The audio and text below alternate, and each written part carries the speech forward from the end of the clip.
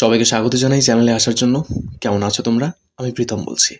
এখন তোমাদেরকে শোনাবো আমি পদ্মজ উপন্যাসের 46তম পর্ব, লেখিকা ইলমা বেহরোজ। তো চলো, উইদাউট ওয়েস্টিং এনি টাইম শুরু করা যাক। 1996 সাল। ঘন কুয়াশার ধবল চাদর সরিয়ে প্রকৃতির উপর সূর্যের নির্মল আলো ছড়িয়ে পড়েছে। কাঁচের জানলার পর্দা সরাতেই এক টুকরো মিষ্টি পেলব রোদ্দুর পদ্মজার সুন্দর মুখশ্রীতে হুমড়ি খেয়ে পড়ে। নিচতলা থেকে মনার কণ্ঠস্বর ভেসে আসে, আপামনি। মিষ্টি রোদের কোমল ছোঁয়া ত্যাগ করে ঘুরে দাঁড়ালো পদ্মজা। আমির আড়মোড়া ভাঙতে ভাঙতে লেপে রোম ছেড়ে উঠে বসল। দরজার বাইরে চোখ পড়তেই দেখতে পেল পদ্মজাকে। ধনুকের মতো বাঁকা শরীরে সবুজ সুতি শাড়ি, মাথায় লম্বা বেনুনি, চওড়া পিঠের ওপরে সাপের মতন দুলছে, পাতলা কোমর উন্মুক্ত। আমির চমৎকার করে হেস ডাকল, পদ্মবতী। পদ্মজা ফিরে না তাকিয়েই জবাব দিল, অপেক্ষা করুন, আসছি। আমির মুখ গুমট করে বলল, ইদানিং আমাকে একদমই পাত্তা দিচ্ছ না তুমি, বুড়ো হয়ে গেছি তো। ওপাশ থেকে আর সাড়া আসলো না। আমির অলস শরীর টেনে নিয়ে বারান্দায় গেল। পদজা বৈঠকখানায় এসে দেখে মনা সোফায় পানের কৌটা নিয়ে বসে আছে। তাকে দেখেই দ্রুত উঠে দাঁড়ায়। 9 বছরের মনা এখন 14 বছরের ছটফটে কিশোরী। পদজা গম্ভীর স্বরে বলল, পান খাওয়ার অনুমতির জন্য ডেকেছিস? মনা নতজানু হয়ে দাঁড়িয়ে আছে। সে মাথা নত অবস্থায় রেখেই চোখ উল্টিয়ে তাকিয়ে পদজাকে দেখল একবার। এরপর আবার চোখ নামিয়ে বলল, অনেকদিন খাই না, আপামনি একটা খেতে দাও না। মনা চাইলে লুকিয়ে খেতে পারত, কিন্তু সে পদজাকে ডেকে অনুমতি চাইছে। পদজা মনে মনে সন্তুষ্ট হলো। সোফায় বসে প্রশ্ন করল, পান কে দিয়েছে? আবার সাথে পানের কৌটাও? আব্বা আসছিল, ভীতু কণ্ঠে বলল মনা। কখন? ভোরবেলা। বাসায় আসেনি কেন? কাজে যাচ্ছে তাই। উনি এমনি এমনি কেন আনবেন পানের কৌটা? তুই স্কুল থেকে ফেরার পথে বস্তিতে গিয়েছিলি তাই না? মনা জবাব দিল না। তার চুপ থাকা প্রমাণ করছে পদজার ধারণা সত্য। পদজা আর কথা বাড়ালো না, বলল, একটা পান খাবি? কৌটা সহ বাকি পান সুপারি রহমত চাচিকে দিয়ে তোদের বস্তিতে পাঠিয়ে দেব। পদজা চলে যেতে গিয়ে আবার দাঁড়িয়ে পড়ল। তীক্ষ্ণ কণ্ঠে প্রশ্ন করল, তুই নাকি গণিতে ফেল করেছিস?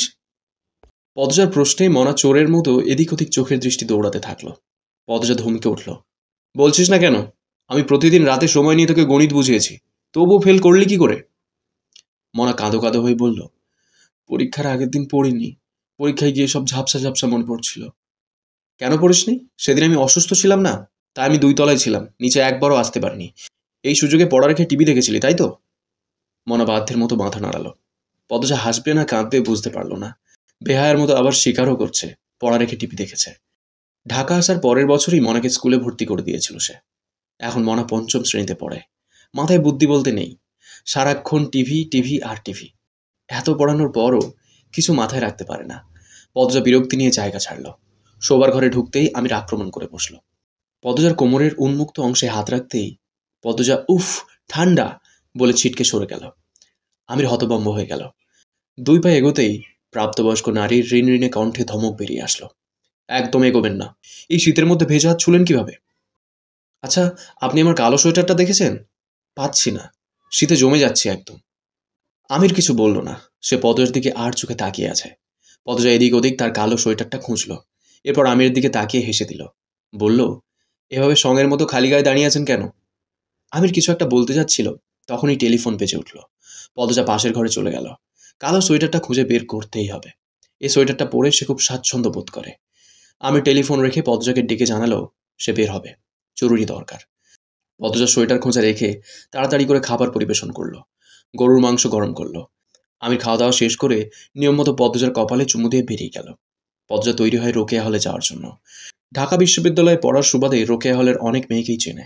আজ মনের স্কুল নেই, সে একাই বাসায় থাকবে। পদ্মজা হলে যাচ্ছে এক ছোট বোনের সাথে দেখা করার জন্য।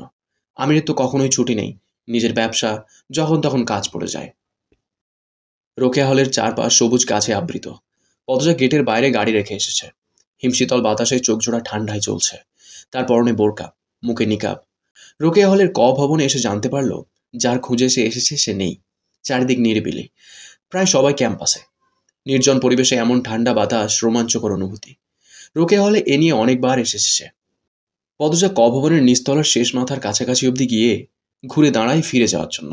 তখন অতি সূক্ষ্ম একটা শব্দ কানে ভেসে আসে। পদজা থমকে দাঁড়ালো। 2 পা পিছিয়ে চোখ বুজে শোনার চেষ্টা করলো। শব্দটা তীব্র হয়েছে, যেন কাছে কোথাও ধস্তাধস্তি হচ্ছে। পদজার মস্তিষ্ক সচল হয়ে ওঠে। অনুসন্ধানী দৃষ্টি নিয়ে ফিরে তাকায়। একটা মেয়ের চাপা কান্নার শব্দ কর্ণকুহরে পৌঁছাতেই পদজা দ্রুতগামী ঘোড়ার মতো ছুটে আসে শেষ কক্ষের দরজার সামনে। পৌঁছেই দেখতে পেল অর্জুন এবং রাজু একটা মেয়েকে টেনে হিঁচড়ে কক্ষ থেকে বের করতে চাইছে। ক্যাম্পাসের ছাত্র সংগঠনের নেতা এরা। 6 মাস হলো ছাত্র সংগঠনের নেতৃত্বে এসেছে, আর এখনই ক্ষমতার অপব্যবহার শুরু করছে। পদজার উপস্থিতি টের পেয়ে অর্জুন রাজু তাকালো। মেয়েটা ভয়ে কাঁপছে। পদজাকে দেখে মেয়েটা ছুটে আসতে চাইলে অর্জুন ধরে ফেলে। পদজা বেশ শান্তভাবেই বলল, ক্ষমতার অপব্যবহার করতে নেই, ছেড়ে দাও মেয়েটাকে। পদজার কণ্ঠ মেয়েটা চিনতে পারল। অস্ফুটভাবে ডাকল, পদ্ম আপা। এরপর বলল, পদ্ম আপা, আমি মিঠি। পদ্ম আপা, ওরা আমাকে জোর করে তুলে নিয়ে যাচ্ছে, আমাকে বাঁচাও। পদজা ভালো করে খেয়াল করে চিনতে পারল মিঠিকে। অর্জুন মিঠির গালে শরীরের সব শক্তি দিয়ে থাপ্পড় মেরে রাজুকে বলল, এরে ঘাড়ে ওঠা। এই, আপনি সরেন, মাঝে হাত ঢুকাবেন না, বিরক্ত করা একদম পছন্দ না আমার। পদজা বাধা হয়ে দাঁড়ালো, বলল, দেখো, মা জাতিকে এভাবে অপমান করতে নেই। হাতে ক্ষমতা পেয়েছো, সৎভাবে চলো, সবার ভালোবাসা পাবে। এভাবে নিজেরা অন্যের ইজ্জত নষ্ট করছো, সেই সাথে নিজেদের পাপই করছো। এই ফুট এখান থেকে, নীতি কথা শোনাতে আসছে। ভালোভাবে বলছি, ভেজাল না করে ছেড়ে দাও। নারীকে নারী রূপে থাকতে দাও, শক্ত হতে বাধ্য করো না। অর্জুন রাগে দাঁতে দাঁত কামড়ে বলল, আর একটা কথা বলে জামা কাপড় খুলে মাঠে ছেড়ে দেব। কথাটা শেষ করে অর্জুন চোখের পলক ফেলতে পারল না। তার আগে পদ্মজার 5 আঙুলের দাগ বসে যায় তার ফর্সা গালে। অর্জুন রক্তিম চোখে কিড়মিড় করে তাকায়। মেয়েটিকে ছেড়ে পদ্মজার গলা চেপে ধরে। পদ্মজার সঙ্গে সঙ্গে অর্জুনের অন্ডকোষ বরাবর লাথি বসিয়ে দিল। অর্জুন কোঁকিয়ে উঠল, অন্ডকোষে 2 হাত রেখে বসে পড়ল। রাজু বিশ্রী গালিগালাজ করে পদ্মজার দিকে তেড়ে আসে। পদ্মজা মেঝে থেকে ইট তুলে রাজুর মাথায় লক্ষ্য করে ছুঁড়ে মারে। মেয়েটি ভয়ে চোখ খিচে ফেলে।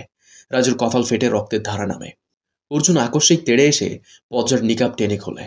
ঘোলা চোখের ভয়ঙ্কর চাহনি, রক্ত জবার মতো ঠোঁটের কাঁপুনি অর্জুনের অন্তর কাঁপিয়ে তোলে। তবুও দমে থাকেনি। পদ্মজাকে হামলা করার জন্য প্রস্তুত হয়। পদ্মজা তার কাঁধের ব্যাগ থেকে ছুরি বের করে অর্জুনের গলায় টান বসায়। এই দৃশ্য দেখে মিঠির শরীর কাঁপতে থাকে। অর্জুন চিৎকার করে বসে পড়ে। গলায় হাত দিয়ে দেখে গলাটা শরীর থেকে আলাদা হয়ে যায়নি, চামড়া ছিঁড়েছে শুধু। তার হৃৎপিণ্ড যেন মাত্রই মৃত্যু সাক্ষাৎ পেল। পদ্মজার অভিজ্ঞ হাত তার কলিজা শুকিয়ে দিয়েছে। মেঝেতে বসে হাঁপাতে থাকে। পদ্মজা ছুরির রক্ত অর্জুনের গেঞ্জিতে মুছে বলল, তোমাদের ভাগ্য ভালো পদ্মজার হাতে পড়েছ, হেমলতার হাতে পড়নি। এরপর মিঠিকে প্রশ্ন করল, আমার জানা মতে তুমি প্রথম বর্ষে আছো, আর হলে 2য় তলায় থাকার কথা, এখানে আসলে কি করে? মিঠির ভয় এখনো পুরোপুরি কাটেনি। সে ঠোঁট ভিজিয়ে নিয়ে বলল, আমি গত কয়েকদিন অসুস্থ ছিলাম, ক্যাম্পাসে যেতে পারিনি। অর্জুন দাদা নাজমাকে দিয়ে আমাকে ডেকেছিল। অমনি চলে এসেছো? কয়দিন আগে 3য় বর্ষের একটা মেয়ের কি হাল হয়েছে দেখনি, শোনোনি? এরপরও এদের ডেকে সাড়া দিলে কেন? না দিয়েও উপায় নাই। পদচার কিছু বলতে পারল না। মিঠিকে নিয়ে কক্ষ থেকে বেরিয়ে পড়ে। এরপর নিকাব পড়তে পড়তে বলল, এসব বেশি দিন সহ্য করা যায় না। মেয়েরা হলে এসে থাকে পড়াশোনার জন্য, আর এসব নির্যাতনের শিকার হতে হয়। তোমার চেনা জানা আরও যারা মানসিক শারীরিকভাবে ভুক্তভোগী আছে, সবার নামের তালিকা আমাকে দিতে পারবে? মিঠি জানতে চাইল। কেন? সবাইকে নিয়ে প্রশাসনের কাছে যাব। তাদের নীরবতা আর মেনে নেব না। ক্যাম্পাসে আসার পর থেকে নেতাদের অপকর্ম দেখছি। থামানোর চেষ্টা করেছি। 1-2 জন থামে, আরও 10 জন বাড়ে। এইবার আমাদের আন্দোলন করতে হবে। মিঠি মিনমিনিয়ে বলল, কেউ ভয়ে আন্দোলন করতে চায় না। অনেকবার দিন তারিখ ঠিক হয়েছে শুনেছি। এরপর যাদের আসার কথা ছিল তাদের মধ্যে 80 ভাগই আসতো না। অনেককে বাসায় আক্রমণ করা হয়েছে। পদজার বুক ফুঁড়ে দীর্ঘশ্বাস বেরিয়ে আসলো। সমাজে মেয়েরা এত দুর্বল? তাদের দেহের লুকায়িত আকর্ষণীয় ছন্দগুলো না থাকলে হয়তো তারাও সাহসী হতো। ছন্দ হারানোর ভয় থাকতো না, কাউকে ভয় পেতে হতো না। পদজা মিঠিকে বলল, তুমি বরং কয়দিন বাড়ি থেকে ঘুরে আসো। এখানে থাকা তোমার জন্য এখন বিপজ্জনক। আমি আগামীকাল গ্রামে যাচ্ছি, আমার আম্মার মৃত্যুবার্ষিকী। ছোট বোনের মেট্রিক পরীক্ষা 1.5 মাস পর। আরেক বোনের বিয়ে দেওয়ার কথা ভাবছি। 1.5-2 মাসের মতো গ্রামে থাকবো। এরপর এসে এই নেতাদের ব্যবস্থা করব। তোমাদের বর্ষের শিখা আছে না? বেশ সাহসী মেয়েটা। ওর মতো আরও কয়টা মেয়ে পাশে থাকলেই হবে। তুমি যাও এখন, দ্রুত বাড়ি ফেরার চেষ্টা করো। যতক্ষণ এখানে আছো একা চলাফেরা করো না। শিখাও তো মনে হয় হলেই থাকে। জি। ওর সাথে থেকো। কখনো কথা হয়নি। এখন তো ক্যাম্পাসে বোধ হয়। আচ্ছা, বিকেলে আমি আবার আসবো, ওর সাথে কথা বলবো। আমি আসছি এখন। পদ্ম আপা। পদ্মজা তাকালো। মিঠি পদ্মজাকে শক্ত করে জড়িয়ে ধরে কেঁদে ফেলল। ভেজা কণ্ঠে বলল, অনেক ধন্যবাদ তোমাকে। আমি খুব ভয় পেয়েছিলাম। বাঁচার সংগ্রামে ভীতু হলে চলে না মিঠি। ভেবেছিলাম জীবনটা শেষ হয়েই গেল বুঝি। কখনো এমন ভাববে না। বিপদের সামর্থ্য মতো যা পারো করবে। শরীরের শক্তি নিশ্চয়ই কম নয়, মনের জোরটা কম। সেই জোরটা বাড়াবে। মনের জোর বাড়াতে টাকা লাগে না, কঠিন জীবন সহজ করে তোলার দায়িত্ব নিজেরই নিতে হয়। মিঠি মাথা তুলে তাকালো, একটু সরে দাঁড়িয়ে চোখের জল মুছল। এরপর বলল, দ্রুত ফিরবে পদ্ম আপা, আমরা আমাদের নিরাপত্তার যুদ্ধে নামবো। পদ্মজা হেসে বলল, ফিরব, দ্রুত ফিরব। গাড়ি বাড়ির উদ্দেশ্যে ছুটছে। বাড়ির নাম আগে ছিল আমির ভিলা। বছর ঘুরতেই আমির বাড়ির নাম পাল্টে দিল পদ্মনীর। পদ্মজা জানলার কাঁচ তুলে বাইরে তাকালো। রাস্তাঘাটে মানুষজন কম, ঠান্ডা বাতাস, সূর্যের আলোয় একদমই তেজ নেই, যেন থুতথুড়ে বৃদ্ধ হয়ে গেছে। পদ্মজা আকাশপানে তাকিয়ে 3টা প্রিয় মুখকে খোঁজে। চোখ দুটি টলমল করে ওঠে। কোথায় আছে তারা? আবার কবে হবে দেখা? পদ্মজা কাজ নামিয়ে দিল। রুমাল দিয়ে চোখের জল মুছে সিটে হেলান দিয়ে চোখ বুঝল। নিস্তব্ধ বিকেল ঘন কুয়াশায় ঢেকে আছে অলন্দপুরের আটপাড়া। সেই নিস্তব্ধতা ভেঙে যায় নূপুর ধ্বনিতে। পূর্ণার চঞ্চল কাদামাখা দুটি পা দৌড়ে ঢোকে মোড়ল বাড়ি। পায়ের নূপুর জোড়া রিনঝিন রিনঝিন সুর তুলে ছন্দে মেতেছে। পরনে লাল টুকটুকে শাড়ি, আঁচল কোমরে গোঁজা, শাড়ি গোড়ালির অনেক উপরে পড়েছে। বাড়িতে ঢুকেই চেঁচিয়ে ডেকে উঠল, বড় আম্মা, ও বড় আম্মা। বাসন্তী রান্নাঘর থেকে দৌড়ে আসেন। হাতের চুড়িগুলো ঝনঝন করে ওঠে। মুখে বয়সের ছাপ পড়েছে, তাও কিঞ্চিত। পূর্ণাকে এভাবে হাঁপাতে দেখে প্রশ্ন করলেন, বাড়িতে ডাকাত পড়ছে? আবার চিঠি? পূর্ণা হাতের খামটা দেখিয়ে বলল। আবার চিঠি শুনে প্রেমা বেরিয়ে আসে ঘর থেকে।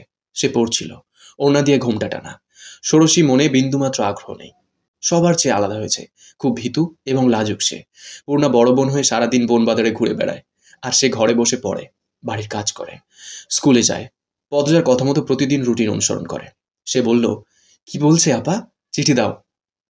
পূর্ণা কপাল কুঁচকে বলল, তোর পড়তে হবে না, বলছে মাঘ মাসের 19 তারিখ আসছে, অনেকদিন থেকে যাবে। আজ কত তারিখ? প্রশ্ন করলেন বাসন্তী। পূর্ণা কাঁদো কাঁদো হয়ে বলল, 19শে মাঘ।